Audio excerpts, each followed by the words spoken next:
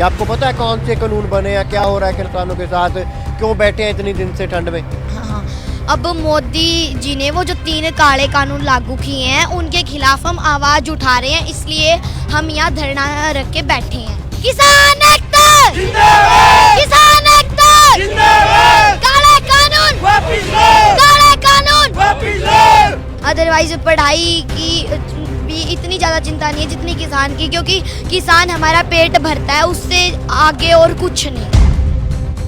तो जो मोदी सरकार है वो कह रहे हैं कि कानून रद्द नहीं करेंगे, चाहे आप जितने दिन मर्जी बैठे रहो यहाँ पे।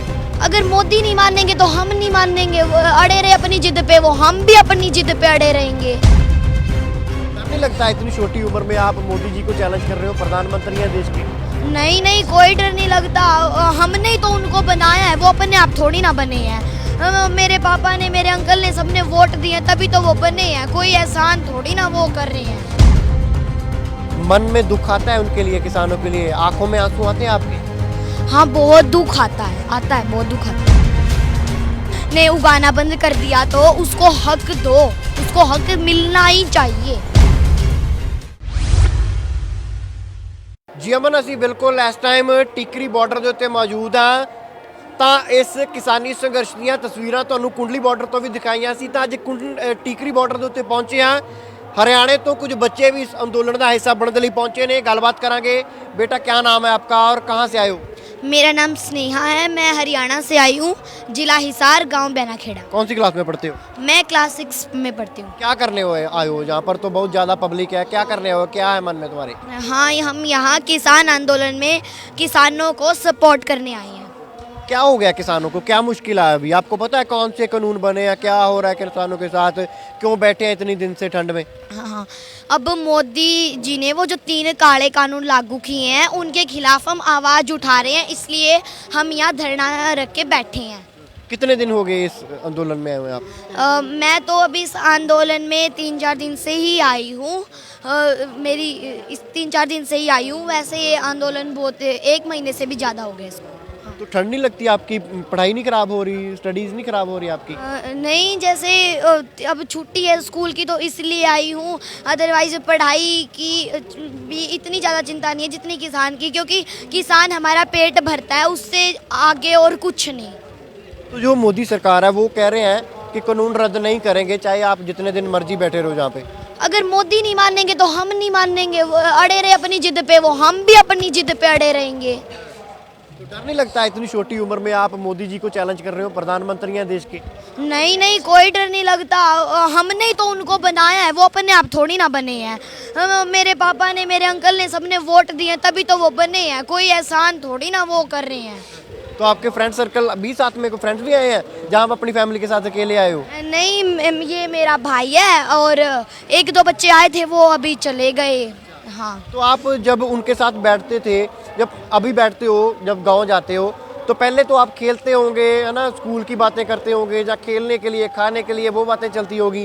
अब आप अपने फ्रेंड सर्कल में जब बच्चे खेलते हैं तो क्या बातें चलती हैं? क्योंकि आप तो लगातार किसानी संघर्ष देख रहे हैं, आपका परिवार भी देख रहा है, आप भी पिछले 3-4-5 दिन से जहाँ पर ही हो, तो अभी कुछ बदलाव हुआ है बातों में? हाँ, जैसे कि अब किसानों के बारे में बात चल रही है, वो इतनी ठंड में, इतनी डिग्री टेम्परेचर बिल्कुल कम हो गया था, अब तो कैसे रह रहे हैं, कैसे रह रहे होंगे, कैसे वो, मतलब बहुत ही मुश्किलें सहनी पड़ रही है किसानों को, उसके बारे में हम बातचीत करते हैं। अच्छा, जब आप किसानों को देखते हो, कोई ट्रॉली के नीचे पड़ा है, कोई सड़क पर पड़ा है, कोई ठंड में ऐसे ही घूम रहा है, हालांकि सेवाएं बहुत चल रही हैं, मन में दुख आता है उनके लिए, किसानों के लिए, आंखों में आंसू आते हैं आपके? हाँ, बहुत दुख आता है, बहुत दुख आता है। हाँ, तो बात की आपने किसानों के साथ, किसानों की मुश्किलें जानने की कोशिश की? मुश्किल तो यही है, 3 काले कानून लागू किए हैं, उनको हटा दो तो हमारी मुश्किलें अपने आप हट जाएंगी। हाँ, तो आपके तो उधर जो मुख्यमंत्री जी हैं मनोहर लाल खट्टर जी, उन्होंने तो किसानों को वहाँ पर रोकने की बहुत कोशिश की थी। उन्होंने बेशक से रोकने की कोशिश की हो, लेकिन हम नहीं रुकेंगे जब तक हमें हमारा हक नहीं मिल जाता, हम नहीं रुकेंगे। अच्छा, तो नारे क्या लगा के बताओगे आप? कितना जोश है आप में, बताओगे कैसे नारे लगाओगे? चलो लगाओ फिर। किसान एकता जिंदाबाद, किसान एकता जिंदाबाद, काले कानून वापस लो, काले कानून वापस लो। बहुत जोश है आप में। क्या कहना चाहते हो मोदी सरकार से आप, अगर आपको मौका मिले, वो मन की बात कर रहे हैं आज उधर रेडियो पे, टीवी पे मन की बात कर रहे हैं, अपने मन की बात सुना रहे हैं, तो आप अपने मन की बात इन किसानों के लिए मोदी जी से क्या कहना चाहते हो?